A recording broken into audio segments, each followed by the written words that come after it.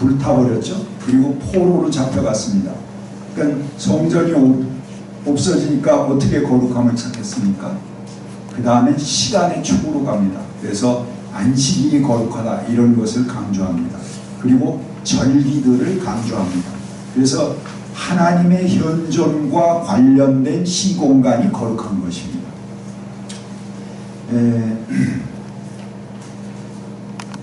그 다음에 거룩함이라는 것은 관계 회복과 관련되어 있습니다. 하나님과의 관계를 회복하고 이웃과의 관계를 회복하는 것이 거룩함입니다. 특별히 이제 제사 중에 화목제나 속건제가 있습니다. 화목제는 뭐냐면 다 불에 사르는 게 아니고 그 중에 육고기를 잘 구워서 나눠 먹는 것입니다. 그래서 그 마을에 있는 고아, 과부, 레위인, 가난한 사람들을 초청해서 모두가 밤새도록 먹는 식사, 그 식사를 야훼의 얼굴을 대하는 식사다 그렇게 했습니다. 하나님과 함께하는 식사죠. 그 전통이 온 게 성찬입니다. 그래서 모두를 초청해서 함께 먹는 식사가 거룩한 식사하고 하나님의 얼굴을 대하는 식사입니다. 그런데 바로 그게 화목제예요. 모든 사람들이 그 음식을 통해서 화목을 도모하는 제사입니다.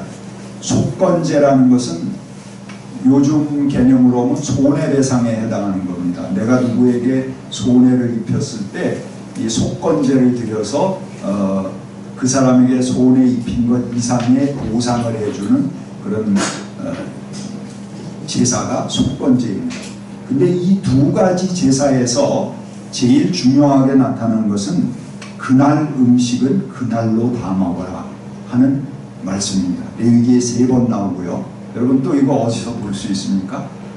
광야의 만나 메추라기 사건에서도 그날 음식은 그날로 다 먹어라 하는 것이 나옵니다. 왜 이게 그날 음식을 그날로 다 먹으라는 게 중요할까요? 물론 이제 그 시대에 냉장고가 없기 때문에 탈날 수 있습니다. 근데 그거보다 더 중요한 의미가 있습니다. 이 뭐냐면 화목제나 속건제나 광야의 만나 메추라기나 전부 나눠 먹는 성격이 있는 겁니다. 나눠 먹을 때는 같이 나눠야지 이거 내가 내일 먹어야지 그러고 챙겨가게 되면은 안 된다 하는 의미입니다. 그래서 내일 일은 하나님의 것입니다. 그건 하나님께 맡기고 오늘은 전체가 나눠 먹어야 돼요. 그러니까는 그날 음식은 그날 먹어야지 내일 먹어야지 그러고 챙기는 놈은 거룩함을 위반하는 겁니다. 거룩한 식사는 그날 모두가 나누는 것입니다. 가장 공적인 식사는 가장 거룩한 것입니다. 그러니까 그 다음에요 이런 그 음식들 뭐 농사 짓게 전부 사적인 영역에 있잖아요. 근데 그것을 제사라는 것이 왜 거룩하냐 하면 공적인 영역으로 갖고 오는 것입니다. 내 사적인 소유물이지만 이것은 같은 공적인 모두가 함께 나눠 먹읍시다 하고 갖다 바치는 거죠. 그럼 공의 영역으로 온 것이죠. 그렇기 때문에 거룩한 겁니다. 재물이. 그런데 그 재물을 가지고 먹고 살아야 되는 사람이 있습니다. 누구죠? 제사장들입니다. 그런데 이 제사장은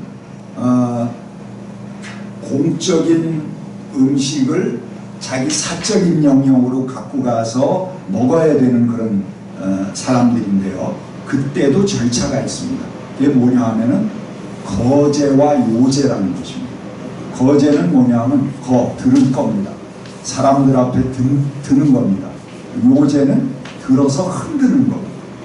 그게 뭐냐 하면 제사장이 이 재물 중에 일부를 취해서 자기 가족이 먹는다 하더라도 다른 사람 몰래 챙겨가면 안 된다는 겁니다. 모두가 알 수 있게 공개해서 나 이거 갖고 가 하고 들고 이런 거야 하고 흔들어서 보여주고 공적으로 확인받고 가지고 가라 하는 것입니다. 그게 거제와 요제입니다. 제사장이 취하는 음식에게 개념입니다. 그리고 제사장이 음식을 먹더라도 그 회막 안에서, 성전 안에서 먹는 음식이 제일 거룩한 겁니다. 그거를 자기 사적인 집안으로 가지고 가서 먹는 거는 거룩성이 떨어집니다. 그러니까 여러분, 그러면 거룩함이 뭡니까? 공이죠. 공입니다. 네. 그것이 거룩함이다 하는 것을 알 수 있습니다. 하나님과의 관계 회복을 하는 것도 이 거룩함인데요. 아까 속건제 얘기했잖아요. 내가 누구에게 손해를 입혔어. 그러면 그 손해 입힌 것에 1.5배, 1.2배 이렇게 그것을 보상해야 됩니다. 근데 그 사람하고 보상한 것으로 관계 회복이 되는 게 아닙니다. 보상하기 전에 먼저 하나님 앞에 속건제를 드려서 하나님께 용서받고 그 다음에 보상하게 되어 있습니다. 자, 이건 뭘 의미할까요? 내가 이 사람에게 손해 입힌 거는 단지 우리 둘의 관계가 아니다는 겁니다. 그거는 하나님하고의 관계를 이미 훼손한 거예요. 그러니까 이 관계를 회복하려면 먼저 하나님께 용서를 구하고 그 다음에 그 관계를 회복해야 된다는 것입니다. 그러니까 여러분, 우리가 사적으로 누구누구와 이웃과의 관계가 틀어졌을 때 그거는 단지 그 사람하고의 문제가 아닙니다. 이미 하나님은 등 돌리신 거죠. 하나님하고의 관계는 끊어진 것입니다. 그러니까는 그걸 회복하기에 앞서 먼저 하나님 앞에 제사 드리고, 물론 그거는 이제 이 사람하고의 손해배상을 다 완벽하게 하기 위한 결단의 표시를 드리는 거죠.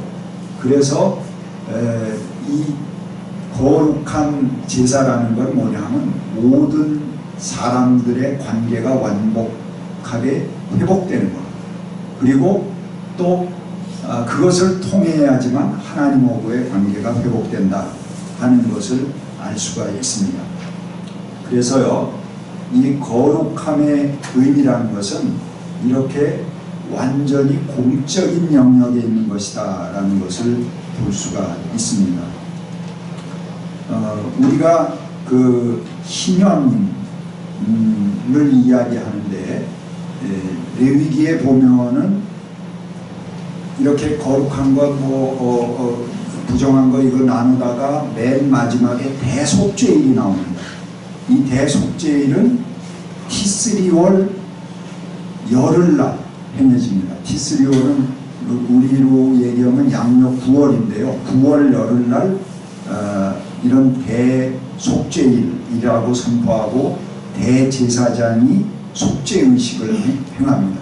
이거는 제사장의 죄를 속죄하는 게 아니고 전 국민을 대신해서 제사장이 속죄하는 것이죠.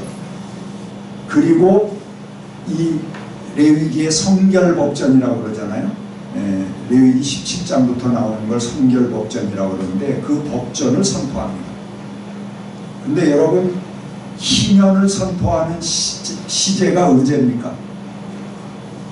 바로 티스리월 제 열흘날입니다. 이 대속죄일에 희년을 선포하는 것입니다.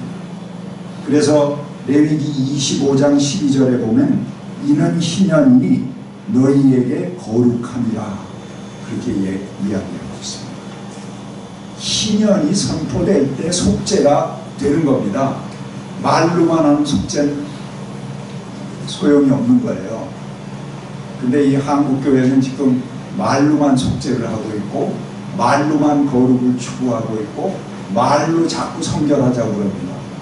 근데 우리 사회가 더러운데 불러다 놓고 거기 가서 이 아수라 판에 가서 남을 누르고 이기고 그들과 경쟁해서 이겨놔야지만 그 살아갈 수 있는 사회를 만들어 놓고 붙들어 놓고 너 인마 성결해, 너 인마 깨끗해, 너 정결해야 돼 이렇게 하면 그 사람이 정결합니까? 물고기를 두들겨 패갖고 너 인마 깨끗해 그러고 아무리 설교 해도 흙탕물에 풀어놓으면 그 물고기가 깨끗해집니까? 그러니까 희년을 선포한다는 것은 우리가 사는 그 물을 정화하는 것입니다. 그것이 이루어질 때 비로소 정결해지고 깨끗해진다 하는 것을 이야기하는 것입니다. 이 젖과 꿀이 흐르는 땅, 오늘 본문에도 나오는데요. 젖과 꿀이 흐르는 땅은 뭐냐면 바로 이 공적인 모든 것이 회복되는 사회를 이야기합니다. 그럴 때 젖과 꿀이 흐르게 됩니다. 우리가 모든 걸 사적인 세계 안에 가둬놓고 우리 주머니에 움켜쥐고 있다면 그거는 사막입니다. 그거는 광야입니다. 그래서 율법의 중심은 땅은 하나님의 것이다 하는 그 말씀 안에 있습니다. 그 다음에 발전되어 나가는 게 뭡니까? 땅의 소산은 하나님의 것이다. 땅의 소산은 우리가 모두 공적으로 나눠야 되는 것입니다. 근데 예수님 때는 땅도 자기 게 아니고 땅의 소산도 자기 게 아닙니다. 전부 로마의 것입니다. 그러니까 예수님 때 신약에서 제일 강조되는 율법은 무엇입니까? 정결례입니다. 정결례는 뭡니까? 땅도 내게 아니고 땅의 소산도 내게 아닙니다. 다 내 마음대로 할 수 없습니다. 내가 마음대로 할 수 있는 건 내 몸뿐이 없습니다. 그렇기 때문에 정결례가 자꾸 강조되는 것입니다. 그래서 땅도 땅의 소산도 내 몸도 전부 하나님의 것입니다 하는 공적인 영역을 회복하는 것이 바로 거룩입니다. 이 거룩함 없이 우리가 아무리 백날 철야 기도를 하고 밤새도록 금식 기도를 한다고 해도 거룩함하고는 거리가 먼 것입니다. 한국교회가 신앙을 회복할 때만 거룩함을 찾을 수 있을 것입니다. 묵상하겠습니다.